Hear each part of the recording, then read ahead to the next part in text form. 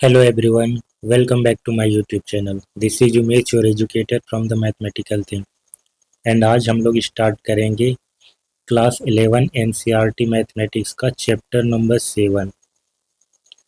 इसका नाम है परम्यूटेशन एंड कम्बिनेशन। सो चलिए स्टार्ट करते हैं परम्यूटेशन एंड कम्बिनेशन। आज हम इसका इंट्रोडक्शन देखेंगे, कुछ एग्जाम्पल के थ्रू समझने का कोशिश करेंगे। ठीक है।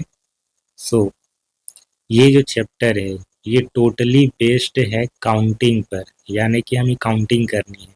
लेकिन किस तरह का काउंटिंग? 1 2 3 ये जो नंबर्स है जिन्हें हम नेचुरल नंबर बोलते हैं, काउंटिंग के लिए इस्तेमाल होता है। बट यहाँ पर हम 1 2 3 4 5 ऐसे करके काउंटिंग नहीं करेंगे, बल्कि हम सहारा लेंगे मैथमेटिक्स में मल्टीप्लिकेशन एंड एडिशन का। इन दोनों चीज़ों की मदद से काउंटिंग इजी हो जाती है, उसे हम आगे समझेंगे। तो ये जो चैप्टर है ये टोटली बेस्ड है काउंटिंग पर। अब हम जानते हैं कि काउंटिंग किस तरह का हम लोग करने वाले हैं। यहाँ पर देखिए, कोई इवेंट है। इवेंट यहाँ पर किसी टास्क को बोला गया है कि कोई इवेंट कितने तरीके से हो सकता है या उस इवेंट को कितने तरीके से किया जा सकता है, किसी काम को। ठीक है। इन how many way an event can happen और ए टास्क कैन बी डन। अब इसके अंदर दो तरह से चीज़ें आती है। परमुटेशन एक को बोलते हैं, दूसरे को कम्बिनेशन। परमुटेशन का मतलब होता है अरेंजमेंट ऑफ ऑब्जेक्ट्स। कम्बिनेशन का मतलब होता है सिलेक्शन और ग्रुपिंग ऑफ ऑब्जेक्ट्स। ठीक है। परमुटेशन का मतलब क्या हुआ? Arrangement of object. अब कुछ एग्जांपल इसका देख करके समझ लेते हैं कि होता क्या है।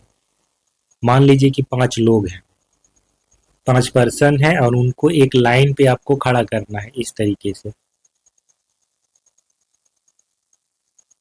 तो इस काम को कितने तरीके से कर सकते हैं? ओबियसली जब हम अरेंज कर रहे हैं तो अगर एक पर्सन को यहाँ पर रख देते हैं, मान लीजिए कि एक ऑर्डर में हमने अरेंज कर दिया, नाम दे दिया ए बी सी डी और ई, फिर ए और बी को एक्सचेंज कर दिया तो ये हो जाएगा बी ए सी डी ई। तो एक नया अरेंजमेंट होता है, यानी कि पर्सन को अगर हम इधर उधर शिफ्ट करते हैं, उनको एक्सचेंज करते हैं उनके पोजीशन को, तो एक नया नया अरेंजमेंट होता है। तो इस तरीके से कितने पॉसिबल अरेंजमेंट हो सकते हैं, यही हमारा क्वेश्चन है इसमें। In how many way 5 people can be arrange in a row. उनको कितने तरीके से हम उस रो में खड़ा कर सकते हैं अरेंज करके। तो इसी चीज को परमुटेशन बोला जाता है, अरेंजमेंट। दूसरा है हमारा कम्बिनेशन, सिलेक्शन और ग्रुपिंग ऑफ ऑब्जेक्ट। मान लीजिए कि 10 लोग हैं, उसमें से हमको 4 का सिलेक्शन करना है। ठीक है। अब 10 लोग हैं तो उसमें से 4 तो कोई भी हो सकता है, तो 4 का कॉम्बिनेशन बनाना है। मान लीजिए कि ए बी सी डी ऐसे करते करते, या फिर 1 2 3 ऐसे करते करते 10 तक के हम नंबरिंग कर देते हैं 10 लोगों में। अब हमको 4 का चुनाव करना है, तो हो सकता है कि हम पहले ही 4 को सिलेक्ट कर लें, 1 2 3 4 इस नंबर वाले को, या फिर लास्ट के 4 7 8 9 10, या फिर 1 3 4 फिर 10। ठीक है। फिर ऐसे भी कर सकते हैं कि हम 2 को सिलेक्ट करें, 5 को सिलेक्ट करें, 7 को सिलेक्ट करें, 9 को सिलेक्ट करें। मतलब 4 कोई भी हो सकते हैं, पॉसिबल कम्बिनेशन बहुत सारे हो सकते हैं इसमें। तो कम्बिनेशन का मतलब हो गया कि सिलेक्शन, एक दिए गए नंबर ऑफ आइटम में से कुछ आइटम्स का सिलेक्शन हम कितने तरीके से कर पाते हैं, उसी को बोलते हैं कम्बिनेशन। अब आते हैं परमुटेशन में। ऑर्डर हमारा मैटर करता है। अभी जैसे हमने समझा कि अगर लोगों को हम अरेंज कर रहे हैं एक लाइन में, तो उनके पोजीशन को एक्सचेंज करने से ना नया नया अरेंजमेंट होता है। यानी कि अगर हम लिखते हैं ए बी सी इस ऑर्डर में, पहले ए फिर बी फिर सी, तो ये एक अरेंजमेंट हो गया। अगर हम यहाँ पर पोजीशन चेंज कर देते हैं ए और बी का, पहले बी लिखते हैं बाद में ए, तो ये एक दूसरा अरेंजमेंट हो गया। ये दोनों ही अलग हैं, ए बी सी और बी ए सी दोनों अलग हैं। उसी तरीके से सी ए बी भी अलग है, तो ये तीनों डिफरेंट है। कहने का मतलब यहाँ पर ना ऑर्डर मैटर करेगा, अलग अलग ऑर्डर में अलग अलग चीजें हो जाती है ना, वो टोटल अरेंजमेंट डिफरेंट हो जाता है। लेकिन कम्बिनेशन में ये चीज नहीं है। कम्बिनेशन क्योंकि सिलेक्शन है, ठीक है, 10 में से 4 लोगों को सिलेक्ट करना है। यहाँ पर ये नहीं बोला जा रहा है कि उनको अरेंज करना है। अगर किसी टेबल पर हमें बिठाना, कुर्सी में बिठाना है एक रो में, तो पोजीशन वहाँ पर आ जाता है। पोजीशन की बात हो रही है कि दो लोगों को अगर एक साथ बिठाया, इंटरचेंज कर दिया तो पोजीशन बदल जाता है, तो अरेंजमेंट अलग हो जाता है। लेकिन कॉम्बिनेशन में ना पोजीशन की बात ही नहीं हो रही है, यहाँ पर बस सिलेक्शन की बात हो रही है। 10 में से 4 का सिलेक्शन, तो यहाँ पर मिक्सिंग कर करके कि 4 लोग कौन से होंगे, पहले 4 को ले लिया, फिर हो सकता है कि इन दोनों को छोड़ के पहले 2 को लेकर के बाद वाले 2 को ले लिया, तो ऐसे कर करके नए नए कॉम्बिनेशन बनते हैं। तो यहाँ पर ऑर्डर मैटर नहीं करता है कि पहले हम किसको सेलेक्ट किए, 1 2 3 4 में से अगर हम इन चारों को सेलेक्ट कर रहे हैं तो ये मैटर नहीं करता है कि पहले 1 को किया, 2 को किया, 3 को किया, फिर 4 को किया, या फिर पहले 4 को किया, 2 को किया, 3 को। इससे फर्क नहीं पड़ता है, ये ग्रुप सेम ही रहेगा। 4 लोगों का ग्रुप, 4 लोगों का ग्रुप। अब उस ग्रुप में जो लोग हैं उनको आगे पीछे करके हम सेलेक्ट करें, बट हैं वही लोग, तो उससे कोई फर्क नहीं पड़ेगा। अब जान लेते हैं, किसी भी चैप्टर को स्टार्ट करने से पहले ना उसका यूज पता होना चाहिए कि हमारे रियल लाइफ में क्या यूज है, कैसे हम उसे रिलेट कर पाए। तो ये जो चैप्टर है परमुटेशन एंड कॉम्बिनेशन, ये बहुत ही ज़्यादा यूजफुल है।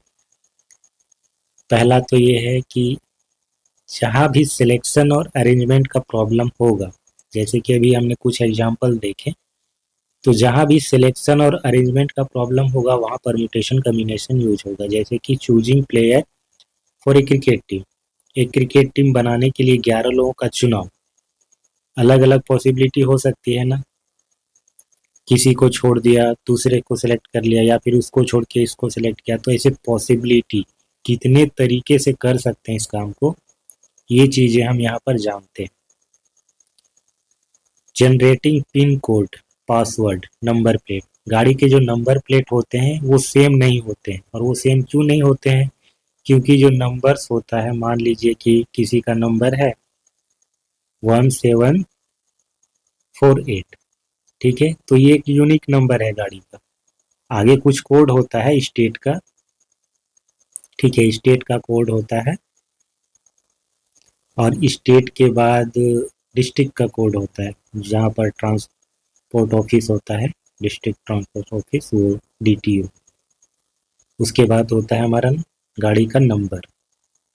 तो ये जो नंबर है ये उस गाड़ी के लिए यूनिक होता है। अगर यहाँ पर हम डिजिट्स को इंटरचेंज कर दें तो ये नंबर ही पूरा बदल जाता है। मान लीजिए 7 पहले लिख दिया, 1 बाद में लिख दिया, 4 और फिर 8, तो ये एक अलग नंबर हो गया।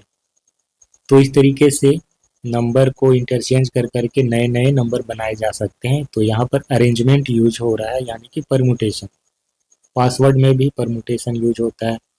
4 डिजिट का मान लीजिए पासवर्ड बनाना है, अलग अलग कम्बिनेशन, सॉरी, अलग अलग अरेंजमेंट करते हैं तो अलग अलग पासवर्ड क्रिएट होता है ना। 2 पासवर्ड इसमें सेम नहीं होते हैं। पिन कोड किसी एरिया का, वो भी यूनिक होता है। प्रोबेबिलिटी में यूज होगा ये, जब हम प्रोबेबिलिटी पढ़ेंगे, कोई इवेंट कितने तरीके से हो सकता है, फिर उस इवेंट में से किसी एक इवेंट को या किसी एक तरीके से होने वाली चीज़ को, होने के चांसेस को हमको निकालना होता है। बहुत सारे इवेंट्स हैं, उसमें से कोई एक इवेंट कितने तरीके से हो रहा है, उसके होने की कितने तरीके हैं। तो यहाँ पर जो तरीके होंगे वो हम काउंटिंग करेंगे परमुटेशन एंड कॉम्बिनेशन की मदद से। फिर उस इवेंट के होने के चांसेस कितने हैं वो हम निकालते हैं प्रोबेबिलिटी में। तो प्रोबेबिलिटी निकालने से पहले उस इवेंट के होने के तरीके कितने हैं वो हमें निकालने होते हैं। तो इसीलिए यहाँ पर ये यूजफुल है। कोडिंग और डिकोडिंग में यूज होता है, क्रिप्टोग्राफी में यूज होता है। कोडिंग करने के लिए इस्तेमाल करते हैं। इंक्रिप्शन डिक्रिप्शन जो होता है साइबर सिक्योरिटी के लिए, वहाँ पर यूज होता है। आप जैसे कि पासवर्ड ही बना दे रहे हो किसी लॉकर का, जिसमें 3 व्हील लगे हैं, ठीक है, 3 व्हील, ये व्हील घूमते हैं, इसमें नंबर्स हैं 1 2 3 करके। इस व्हील को अगर आप ऊपर की ओर घुमाओगे या नीचे की ओर घुमाओगे तो ये नंबर इस स्क्रॉल होता है 1 से 2, 2 से 3 ऐसे करके। तो नंबर को अलग अलग सेट करके आप अलग अलग पासवर्ड बना सकते हैं। तो एक तरह का ये कोड कर रहे हैं, ठीक है, तो सॉरी, क्रिप्शन कर रहे हैं, इनक्रिप्शन पासवर्ड उसमें लगा रहे हैं। फिर गेम थ्योरी और पजल में यूज होता है, जैसे कि चेस, सुडोकू में। चेस में किसी एक घोड़े को, जिसे नाइट बोलते हैं, उसके कितने पॉसिबल मूव हो सकते हैं, ठीक है।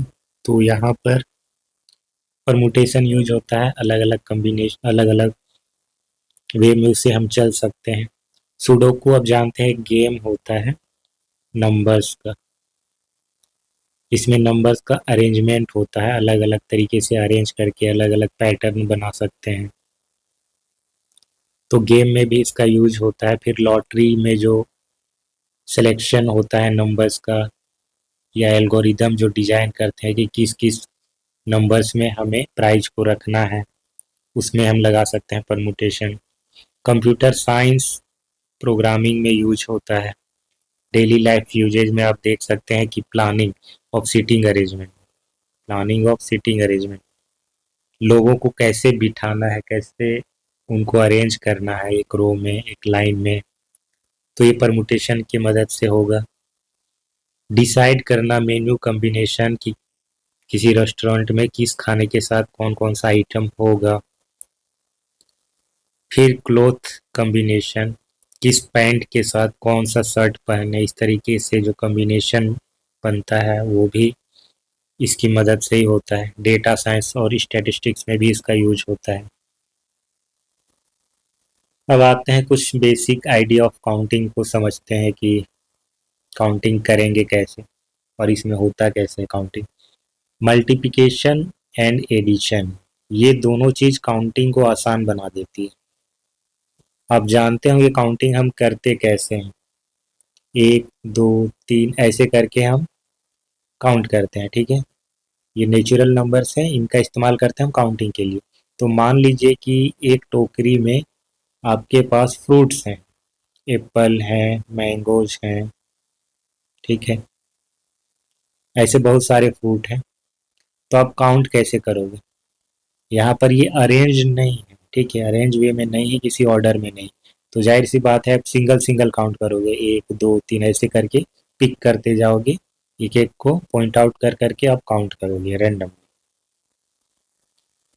ठीक है, क्योंकि यहाँ पर ये अरेंज नहीं है। लेकिन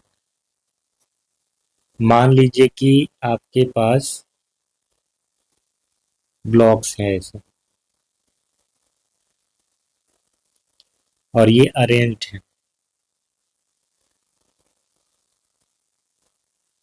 ठीक है। मान लीजिए इसे हम ईंट कह सकते हैं, ब्रिक्स, ऐसे अरेंज करके एक के ऊपर एक रखे गए हैं, ठीक है। तो आप इसे काउंट कैसे करेंगे? 3 तरीके हैं इसे काउंट करने के। पहला तरीका ये है कि आप एक एक को काउंट करते जाओ, इसे काउंट करो, 1 2 3 4 5 6 फिर 7 8 ऐसे करके पूरे को काउंट करो, कितने हो जाएंगे?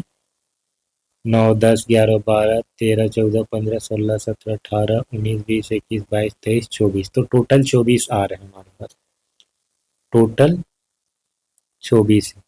तो ये एक तरीका है जो थोड़ा सा लेंदी होता है कि हम एक एक चीज को, एक एक आइटम को काउंट कर रहे हैं। इवन ये अरेंज है तब भी यहाँ पर तो समझ में आ रहा है, इसमें समझ में आ रहा है कि ये रेंडमली इधर उधर है, तो इसको हमको एक एक करके ही काउंट करना होगा। लेकिन अरेंज वे में हम और भी तरीके से इसे काउंट कर सकते हैं। एक तरीका तो ये था कि एक एक काउंट करें, जो कि मेहनत वाला काम है। दूसरा तरीका है कि हम एक रो में काउंट करते हैं, पहले कितना है, 1 2 3 4 5 6, 6 है, और हमको पता है कि हर एक रो में, इसके हर एक लेवल पे 6 ही है। पहले वाले में 6 है तो इसमें भी 6 ही है, इसमें भी 6 ही है, इसमें भी 6 है, ठीक है। तो इसमें कितने हो गए? 6, इसमें भी 6, इसमें भी 6 और इसमें भी 6। तो सब में 6 6, तो हम क्या करेंगे, जोड़ देंगे 6 + 6 + 6, प्लस 6 कितना हो जाएगा, 6 6 12, 6 18 और 6 24। ये एक तरीका हो गया। तीसरा तरीका क्या होगा कि यहाँ तक तो हम कर लिए कि पहले रो में काउंट कर लिए 6 है, बाकी के जो रो है उसमें भी 6 है, ये भी हमको पता चल गया।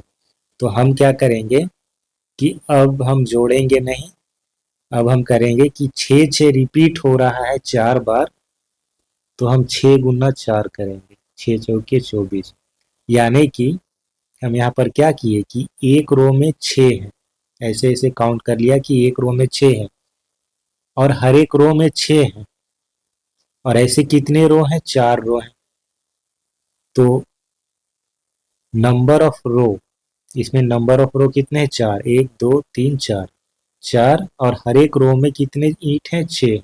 तो 4 गुना 6 कर दिया, 24 हो गया। तो ये बेसिक तरीका है काउंटिंग करने का।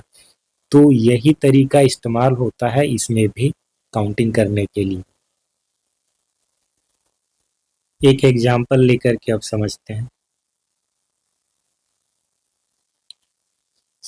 हमारे पास एक एग्जाम्पल है, दो प्लेस है जिसका नाम है पी और क्यू, और उन दोनों प्लेस ना 3 रास्तों से जुड़े, यानी कि पी और क्यू को जोड़ने वाले 3 रोड हैं।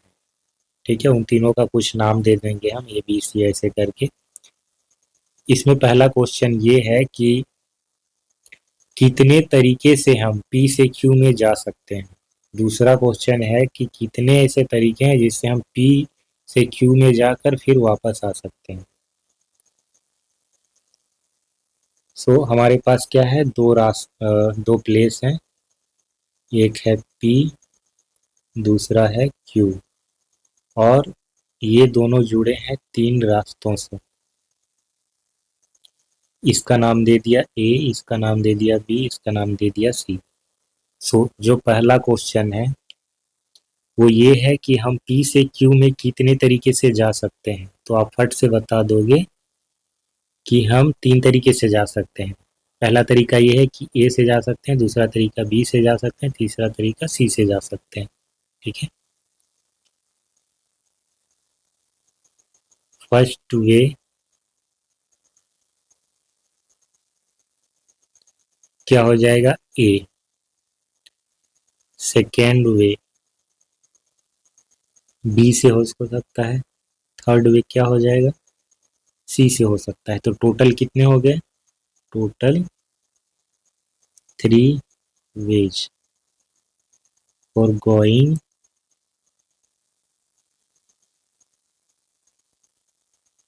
from P to Q। इसका दूसरा पार्ट देखते हैं, दूसरा पार्ट इसमें दिमाग लगाना है। तो कह रहा है कि हमें P से Q जाना है और वापस भी आना है, और 3 रास्ते हैं हमारे पास ए बी सी। तो हम इस इवेंट को या इस काम को कितने तरीके से कर सकते हैं। पहला तरीका ये है कि हम जाने के लिए ए को चुने। ठीक है, हमारे पास 3 पॉसिबिलिटी है जाने के लिए। ठीक है,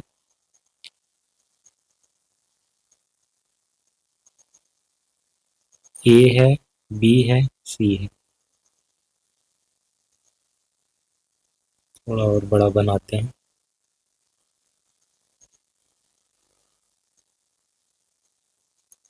ए बी और सी। जाने के लिए हमारे पास 3 रास्ते हैं। तो मान लेते हैं कि हम जाने के लिए फिक्स कर दे रहे हैं ए को। पहले हम ए को चुन रहे हैं जाने के लिए। तो जब हम ए को चुनते हैं जाने के लिए, तो फिर आने के लिए हमारे पास 3 पॉसिबिलिटी होंगी। ठीक है, जब हम ए को चुने पी से क्यू तक जाने के लिए, तो अब हमारे पास आने के लिए 3 पॉसिबिलिटी है। उस तीनों में से पहला पॉसिबिलिटी है कि हम ए से ही वापस आए, यानी कि ए से गए और ए से वापस आए। इस चीज को हम लिख रहे हैं ए। इसका मतलब है कि ए से गए और ए से वापस आए। दूसरा पॉसिबिलिटी इसी में है, जब हम ए से गए हैं, कि हम बी से वापस आएंगे। ठीक है, ए से गए लेकिन आए बी से, इस चीज को हम लिख रहे हैं ए एंड बी। ए से गए और बी से वापस आए। तीसरा पॉसिबिलिटी है कि हम ए से तो गए बट वापस आए सी से, इसको हम लिखेंगे ए सी। तो जब हम ए को चुनते हैं तो हमारे पास तीन पॉसिबिलिटी है वापस आने के लिए। ए को हम कब चुने? जाने के लिए है। पी से क्यू तक जाने के लिए हम रास्ता ए को चुने, तो वापस आने के लिए हमारे पास तीन रास्ते हैं। पहला है ए बी सी। तो ए से गए और ए से वापस आए तो उसको लिखा ए। ए से गए लेकिन आए बी से तो उसको लिखा मैंने ए बी। जब ए से गए और सी से वापस आए तो उसको लिखा मैंने ए सी। अब हम क्या करेंगे, जाने के लिए रास्ते को बदल देंगे। अब हम जाने के लिए बी का इस्तेमाल करेंगे। ठीक है, इसमें जितने भी पॉसिबिलिटी थी वो सारे आ गए। ए से गए थे, आने के लिए तीन ही पॉसिबिलिटी थी, तो तीनों पॉसिबल कम्बिनेशन हो गया इसमें।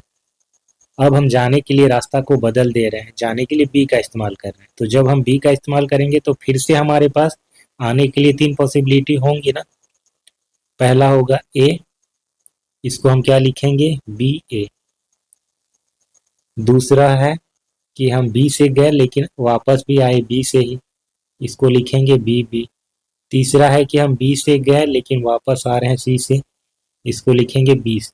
अब यहाँ पर एक चीज ध्यान दीजिए, इसमें ए बी है, इसमें बी ए है, ये दोनों अलग अलग चीजें हैं। ठीक है, ये सेम नहीं है, क्योंकि यहाँ पर ना ऑर्डर मैटर करता है जाने के लिए और आने के लिए। यहाँ पर सिर्फ सिलेक्शन नहीं हो रहा है, यहाँ पर अरेंजमेंट भी हो रहा है।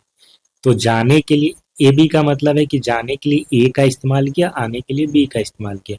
और बी ए का मतलब है जाने के लिए बी का इस्तेमाल किया, आने के लिए ए का इस्तेमाल किया। तो दोनों का मतलब बदल हो जाता है, ये दोनों अलग अलग हैं। तो इसमें भी सारे पॉसिबल कम्बिनेशन हो गए। जब हम बी का चुनाव करते हैं जाने के लिए, तो आने के लिए भी तीन रास्ते होते हैं, बी ए बी बी और बी सी। अब हम जाने के लिए रास्ता बदल रहे हैं, सी का चुनाव कर रहे हैं। ठीक है, ये लास्ट रास्ता है जाने के लिए। तो जब हम सी का चुनाव करेंगे तो वापस आने के लिए भी फिर से तीन रास्ते हैं। तो सी से गए और ए से वापस आए, इसको हम लिखेंगे सी ए। फिर दूसरा पॉसिबिलिटी इसमें, सी से गए और बी से वापस आए, तो इसको हम लिखेंगे सी बी। तीसरा पॉसिबिलिटी है कि हम सी से गए और सी से ही वापस आए, तो इसको लिखेंगे सी सी। तो अब आप देखेंगे कि हमारे पास कितने टोटल पॉसिबिलिटीज हैं, इनको काउंट कर लीजिए। इससे ज़्यादा पॉसिबिलिटी नहीं हो सकती है। कितने हैं, एक दो तीन चार पाँच छः सात आठ नौ, टोटल 9 पॉसिबिलिटी है। टोटल 9 वे, 9 तरीके हैं जिससे हम पी से क्यू में जा सकते हैं और वापस आ सकते हैं। समझ गए? तो यहाँ पर तो हमारे पास नंबर्स कम थे, नंबर्स कहने का मतलब रास्तों की संख्या। ठीक है, हमारे पास तीन ही रोड थे जाने के लिए और आने के लिए भी, तो इसे हम लिस्ट कर पाए। इसे लिस्ट करना आसान था कि हमने एक बार ए को चुना जाने के लिए, तो आने के लिए तीन रास्ते थे, तो उनके साथ कम्बिनेशन बना दिया। फिर जाने के लिए रास्ता बदल दिया, फिर से तीन कम्बिनेशन आएंगे। फिर रास्ता बदल दिया, फिर से तीन कम्बिनेशन आएंगे। लेकिन अगर आपके पास बड़ी संख्या हो, मान लीजिए कि 10 रास्ते हो जाने के लिए, आने के लिए 15 रास्ते हो, तब कितनी पॉसिबिलिटी होगी, तब ये बड़ा हो जाता है, तब ये पॉसिबल नहीं हो पाता है अरेंज करना उनको। वैसे भी इस चैप्टर में जितने भी आपको क्वेश्चन मिलेंगे उसमें ज़्यादातर ना नंबर ऑफ वेज ही आपको फाइंड आउट करने होते हैं, यानी कि कितने तरीके। और वो क्या है, ये हमारा एक्चुअल आंसर है इसका कि 9 तरीके हैं। ये मैटर नहीं करता है, इसको बिना लिस्ट किए भी हम ये आंसर दे सकते हैं। उसी को हम जानेंगे कि कैसे दे सकते हैं, इसका आंसर हम कैसे फाइंड आउट करेंगे बिना उन तरीकों को लिस्ट किए हुए। तरीकों की संख्या कैसे बता पाएंगे। तो इस चैप्टर में आपको यही पूछा जाता है, इसमें जितने भी क्वेश्चन है आप में से वही पूछा जाता है कि कितने तरीके से किसी काम को कर सकते हैं। शायद ही कुछ क्वेश्चन होंगे इसमें अगर नंबर कम है तो आपसे पूछ लिया जाता है कि वो वे क्या है, कौन सा तरीका है वो। अदरवाइज नंबर आपसे पूछा जाता है कि कितने तरीके से कर सकते हैं। तो अब चलिए ये जानते हैं कि बिना लिस्ट किए इसको कैसे हम काउंट करेंगे। तो एक बार इसे वापस समझ लेते हैं कि जब हम ए का चुनाव किए जाने के लिए, तो आने के लिए हमारे पास कितने कॉम्बिनेशन हो रहे हैं, आने के लिए भी तीन रास्ते हो रहे हैं, तो जब हम एक को चुनते हैं तो हमारे पास तीन पॉसिबिलिटी होती है, जब बी को चुनते हैं तो फिर से तीन पॉसिबिलिटी, सी को चुनते हैं तो फिर से तीन पॉसिबिलिटी है। ठीक है, और इन्हीं तीनों को जब हम जोड़ते हैं, तीन तीन छः तीन नौ, तो यहाँ पर क्या हुआ, हमने जोड़ा, एडिशन का सहारा लिया, एडिशन का सहारा लिया तो काउंटिंग इजी हो गया।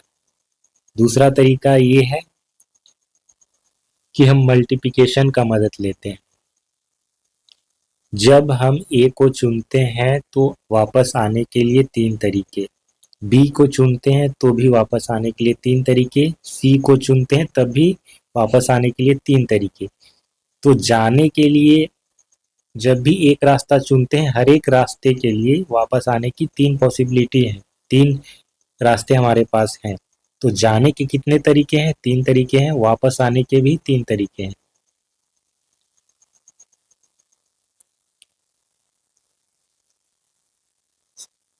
So number of way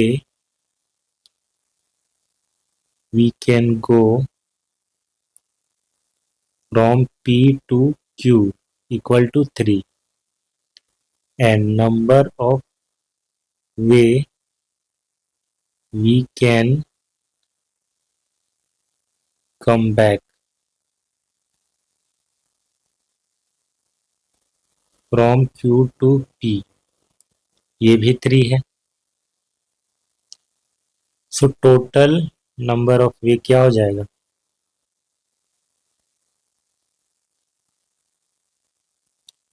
3 multiply 3 यानी कि 9 होगा। मल्टीप्लाई क्यों किया हमने, हर एक पॉसिबिलिटी जाने की जो है उसके लिए वापस आने की तीन पॉसिबिलिटीज हैं, तीन तरीके से हम वापस आ सकते हैं। ठीक है, जैसे ब्लॉक वाला जो एग्जांपल दिया था ना हमने अभी, कि हर एक लेयर में 6 हैं, दूसरे लेयर में भी 6 हैं, तीसरे में भी 6 हैं, तो हम एक एक को काउंट करने की बजाय इसमें 6 है, इसमें 6 है, तो जितनी बार आ रहा है ये 6 रिपीट हो रहा है, हम उतने से मल्टीप्लाई करते हैं। तो इस तरीके से मल्टीप्लिकेशन की मदद से काउंटिंग ईजी होता है।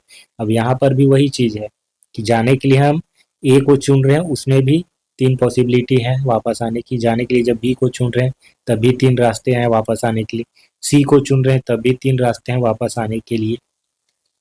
तो जाने के लिए तीन रास्तों में से हर एक में वापस आने के लिए तीन रास्ते हैं।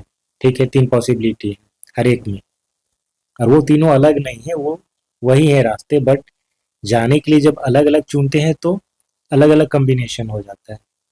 तो तीन रास्तों के लिए हर बार तीन तीन पॉसिबिलिटी हो रही है, तो तीन तीन और तीन, इनको जोड़ दीजिए या फिर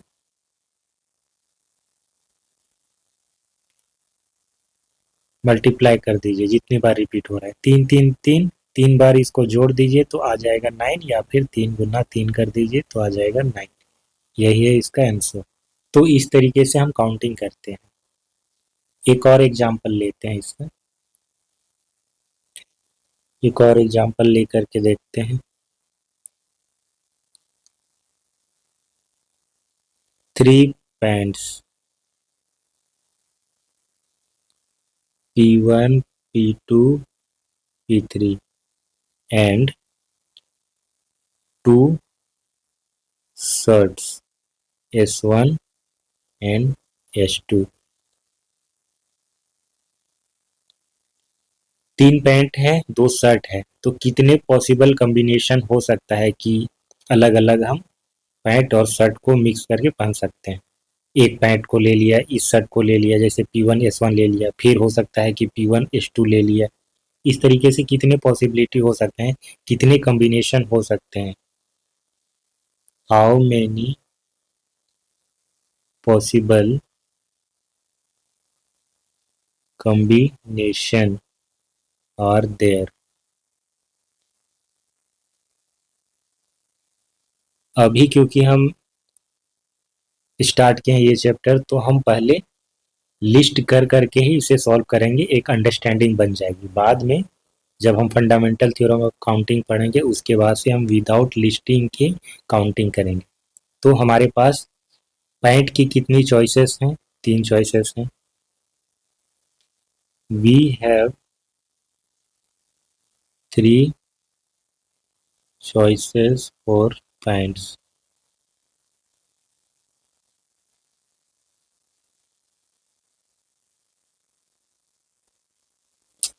पेंट लिख दिया मैंने।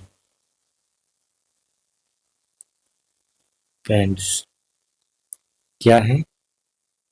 P1 है, P2 है और P3 है।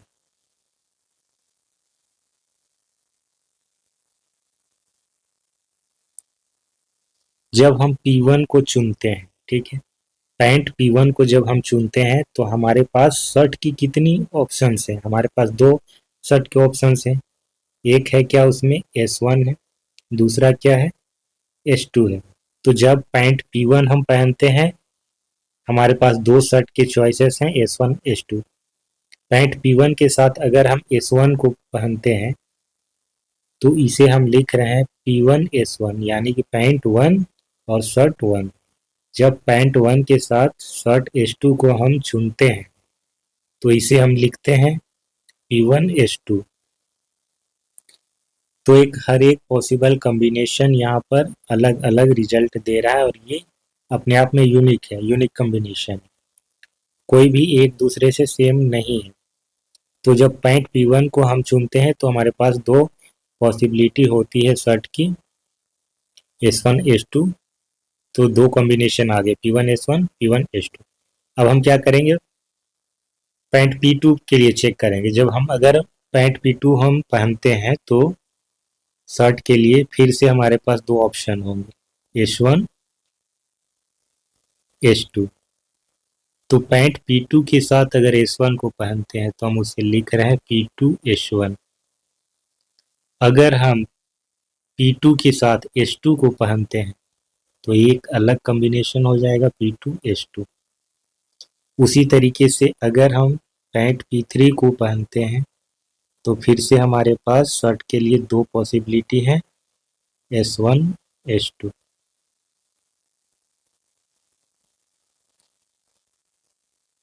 P3 S1 P3 S2।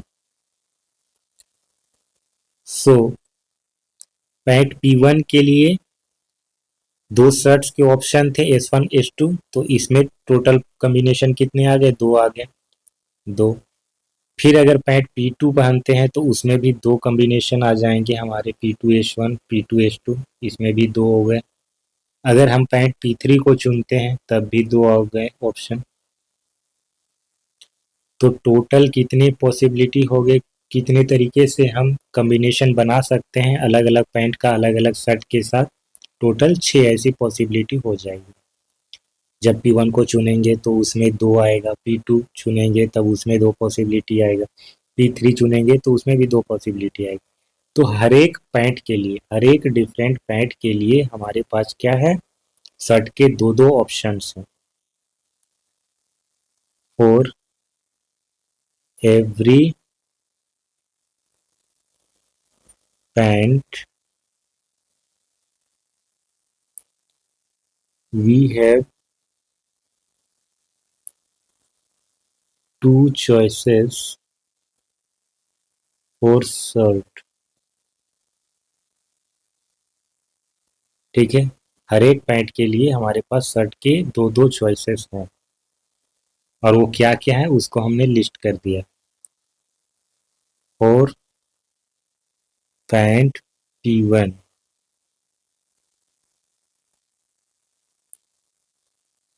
2 ways. For pant P2 shirt के लिए फिर से 2 वेज। फॉर पैंट P3 फिर से शर्ट के लिए 2 वेज। तो टोटल कितने हो गए? 6 वेज। इसी को हम मल्टीप्लिकेशन की मदद से कैसे करेंगे? Number of choosing pads. Number of choosing pants नहीं, number of way of choosing pants कितने हैं? 3 पैंट्स है ना, तो 3 तरीके से हम उनको चुन सकते हैं। हो सकता है कि P1 को चुन लिया, P2 को चुन लिया या फिर P3 को चुन लिया, तो 3 पॉसिबिलिटी है। 3। फिर क्या है? Number of way of choosing shirts. तो ये है 2 तरीके से, क्योंकि हमारे पास 2 ही शर्ट हैं तो हम 2 तरीके से शर्ट का चुनाव कर सकते हैं। Total number of way a person can dress up, अलग अलग पैंट अलग अलग शर्ट पहन करके। तो ये हो जाएगा 3 × 2, यानी कि पैंट को कितनी तरीके से चुन सकते हैं और शर्ट को कितनी तरीके से चुन सकते हैं, तो उनका मल्टीपल होता है, उनका मल्टीप्लिकेशन करने से 6 आ जाएगा। तो ये 6 तरीके हैं ऐसे कि हम ड्रेस कर सकते हैं अलग अलग कॉम्बिनेशन बना करके। तो इस तरीके से हम काउंटिंग करेंगे। नेक्स्ट क्लास में हम देखेंगे fundamental theorem of counting. Counting का जो फंडामेंटल थ्योरम है वो क्या है, जो अभी हम डिस्कस किए वही है एक्चुअली, मल्टीप्लिकेशन और एडिशन का, उसी को हम समझेंगे डिटेल में। सो आई होप कि ये वीडियो आपको अच्छा लगा हो। अगर अच्छा लगा हो तो इसे लाइक और शेयर करें, चैनल को सब्सक्राइब भी कर लें। मिलते हैं नेक्स्ट क्लास में, तो thanks for watching, bye bye.